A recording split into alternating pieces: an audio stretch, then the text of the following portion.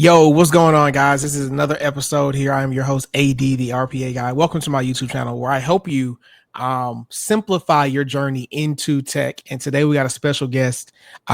He and I got acquainted at a wedding through mutual friends. Maybe was it earlier this month, last month, some shit like that, right? Yeah, And May. we're talking near the bar, and I'm like, I'm in tech. And he's like, yeah, I'm in tech. And I was just like, bro, we have to get on YouTube. We have to have a conversation. I don't know a whole lot about your background, so we're about to learn one another here.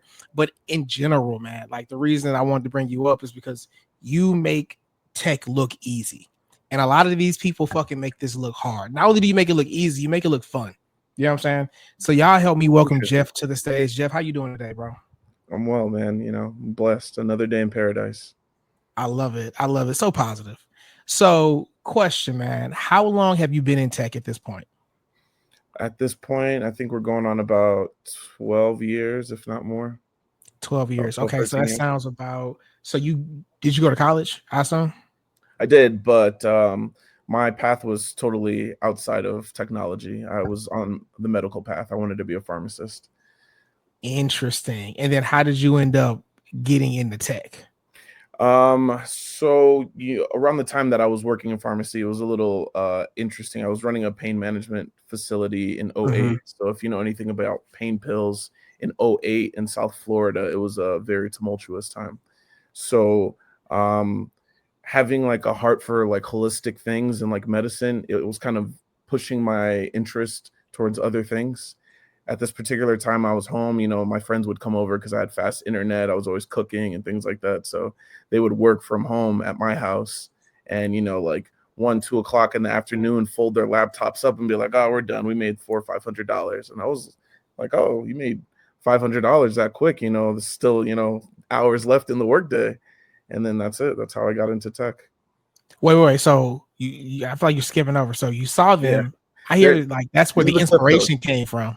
Yeah. Okay, that's where the inspiration came from. So then what steps did you take to actually get into tech? So then from there, like I just School of Hard Knocks, I was doing YouTube videos, reading a lot, doing a lot of break fix on laptops, just like anytime I can get my hands on some technology, I would try. And then of course, through my friends as well, Gotcha. watching them, shadowing them, seeing what they were doing, trying to find like a methodology to how to resolve things before even understanding ITIL or any of those foundational things that help you be a better tech.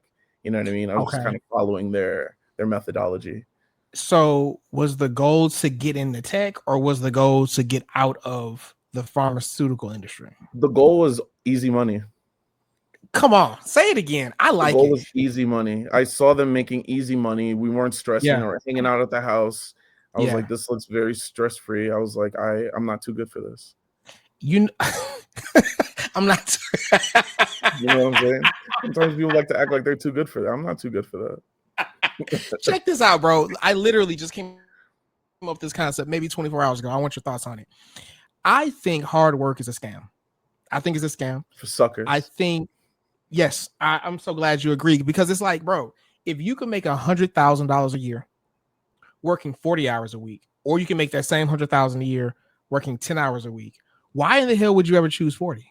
And so this was my thought process behind it all, because I was like, I'm raised Haitian. So they're like, oh, if you're not a doctor, you're not a lawyer, you're an engineer, you're nothing. Oh, that makes So I sense. knew I would never be a doctor because I can't stand the sight of blood. But I was like, I'm into drugs. I like drugs.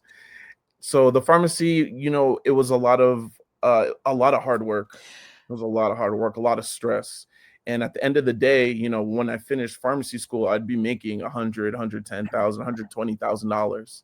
And in my mind back then, I'm like, wow, that's a ton of money, and I'm not too good for that. But when I really started getting into the weeds, and don't get me wrong, I love the pharmacy, I love the medical field. I was like, this is a lot of work, man. I was like, I'm stressed out. Like, this is not fun for me. Like I love the education of it. I love the idea of being a doctor, but 100 grand, man, I see garbage men are making that. So I was like, this seems kind of, I feel like I'm putting the cart before the horse. And like here I'm hanging out with my friends, they're freaking potheads, they're making $500 before 2 o'clock in the afternoon. Like, yeah, so I need a piece of that pie. So yeah, and I'm like, yo, you guys are not working hard. This is not hard work. and it dawned on me. I'm like, I'm working hard for no reason. I was like, I don't want to work hard. I want to work smart. Yes. So yeah. I love it. I love it. So then tell us, man, what do you do in tech? Like, what is your role? What do you actually do?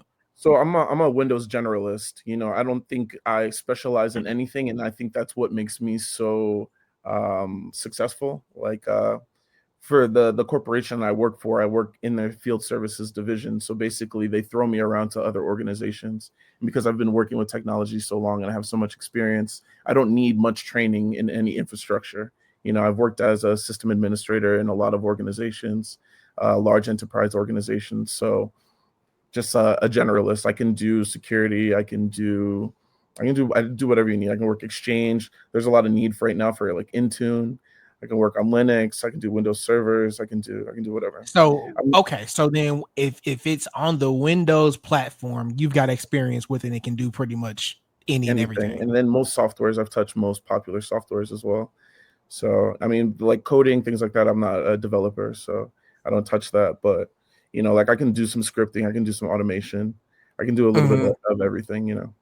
So if you were to go out in the job market and start interviewing today, how would you like? What would you put on your resume? Like, what would If I you? was What kind of brand new, position? zero experience.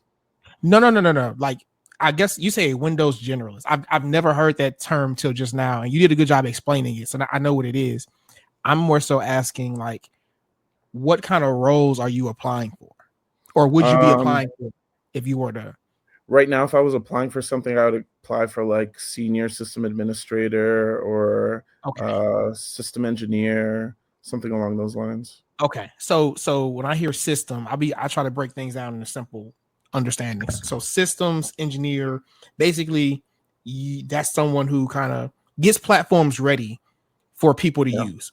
any system. Okay. Okay. I love it. I love it. And so you seem like the kind of guy who you prioritize fun, like having fun in your life, having fun in your friendships, relationships, fun in your job. Is that true?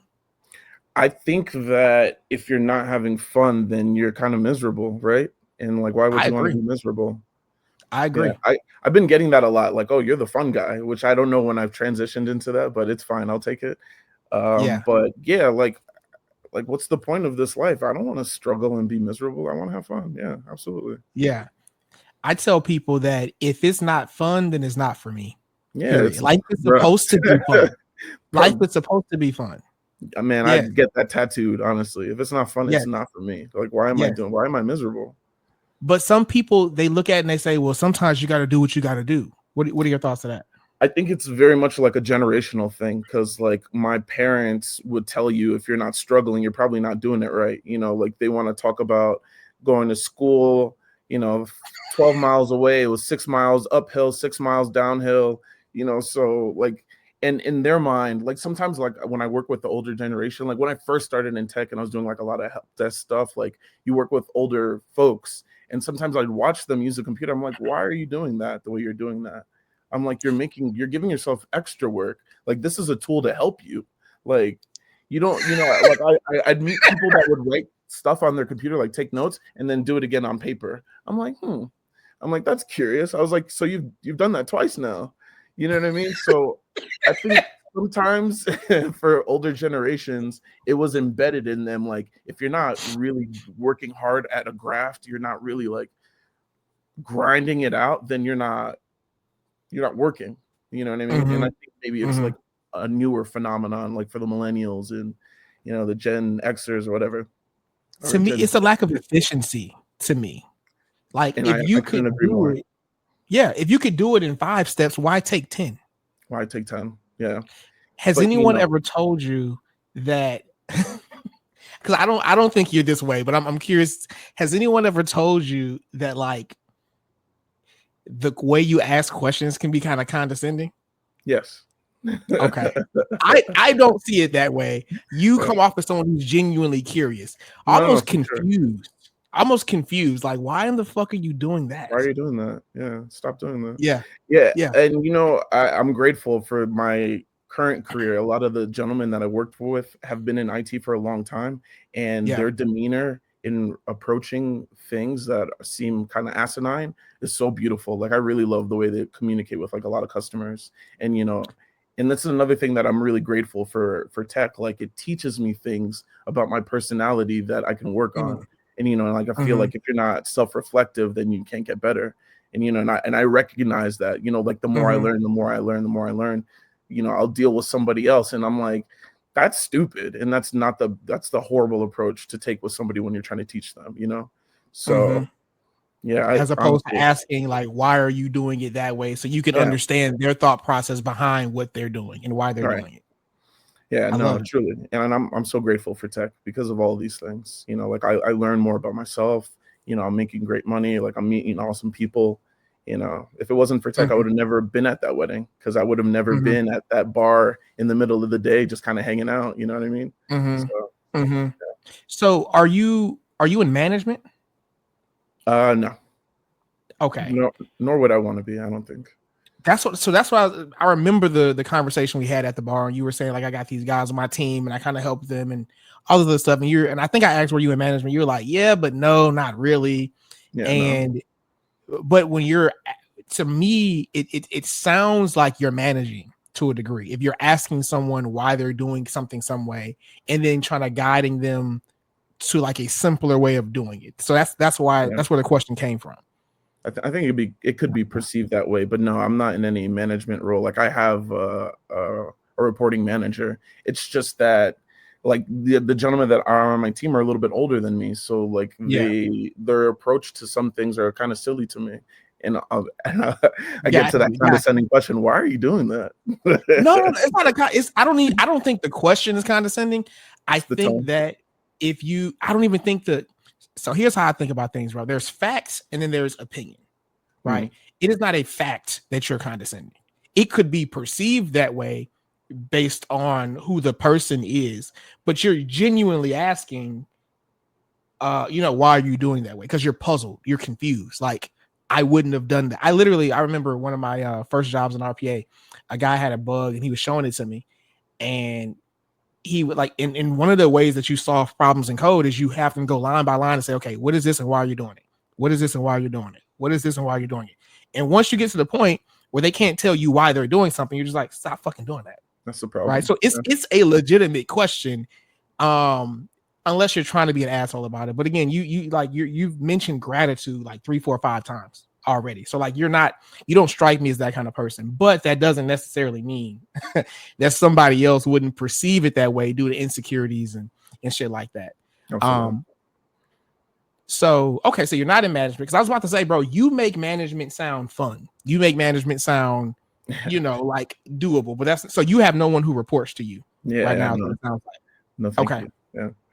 Okay. No, I agree. I fucking agree, bro. I remember I am a big fan of job stacking. And I remember I was making like $250,000 at the time and working multiple roles, and I would meet these VPs at like this bank, and like dude is a VP, the other dude's a director, he's making 150, he's making 180, and I'm like, bro, I work less than both of you Hmm. combined, and I earn more, right? Like I would never, and I remember them saying to me, yeah, bro, we got to do what you're doing, right?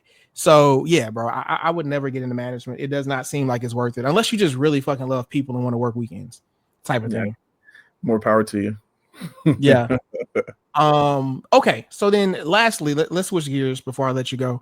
What do you ever talk to people who tell you that they want to get into tech? Oh yeah, all the time. Okay. Yeah. So then, what mistakes do you see them, or not even what mistakes? Yeah. It's a slippery slope. What do you see them overcomplicating about the process of getting into tech often? More often than not, I find people that are trying to get their feet wet feel like they need some kind of like degree or certification, which is not bad at all. Like, go if that's what you think is a good idea, do it. But I think the most important thing is to just get in it. Like, you know what I mean? You can always find like a help desk job or like, Mhm.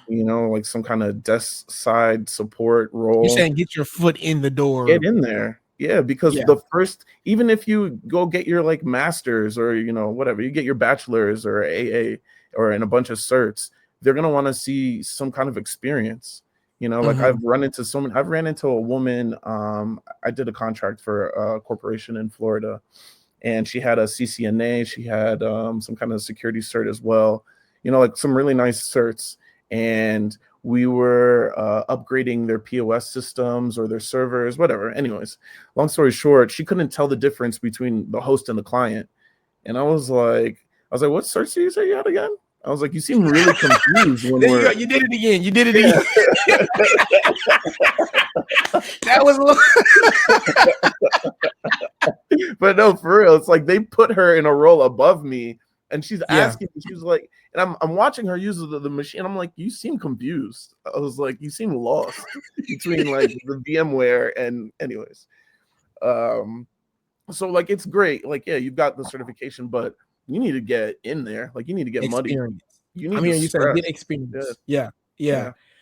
Okay. And I think that most people want to get in, like that's their goal. It's just they don't have a roadmap. They don't know how.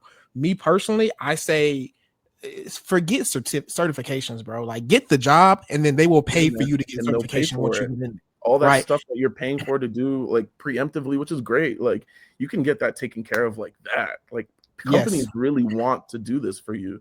They want to not have to spend for a guy like you. They don't want to spend the $250,000. They want to spend like 80 grand for you and let you get your certs and whatever.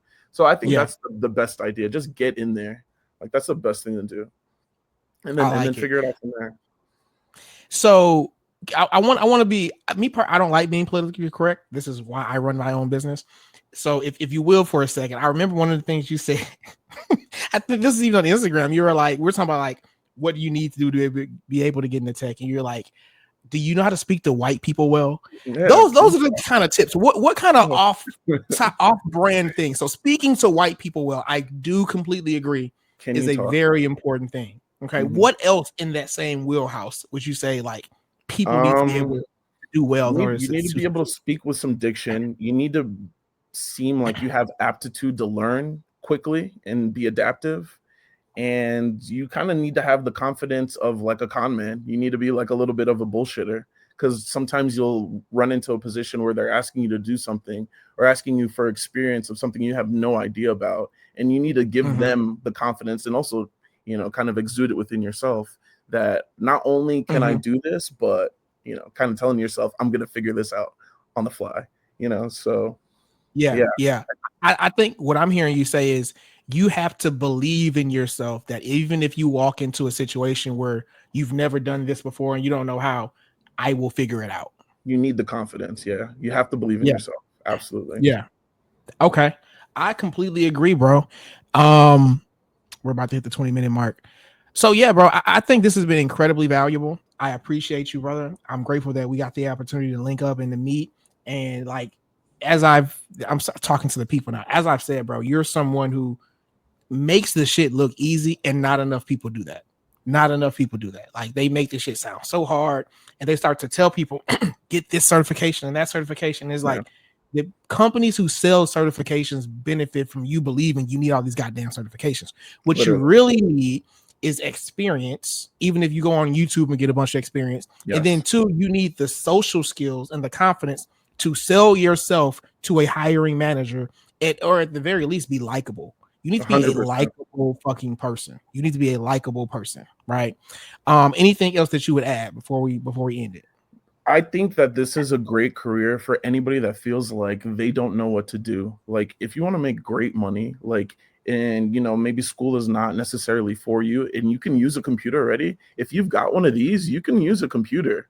Like this is a computer already. You know, like I've met so many women, like I put them on the path. Like I met a woman not too long ago, like she's on the path to be a Scrum Master now. Like it's not difficult. Anybody can do it. Literally anybody can do it. Even people that can't do it are doing it. So you could do it. You know what? I'm glad you brought that up. I'm glad you brought that up. Have you ever had a job? I mean, obviously you already told the story.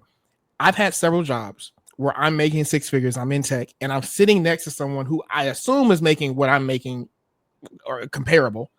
And I'm just like in the back of my head, like, you suck. You don't know what the fuck you're doing about anything. How did you get this job?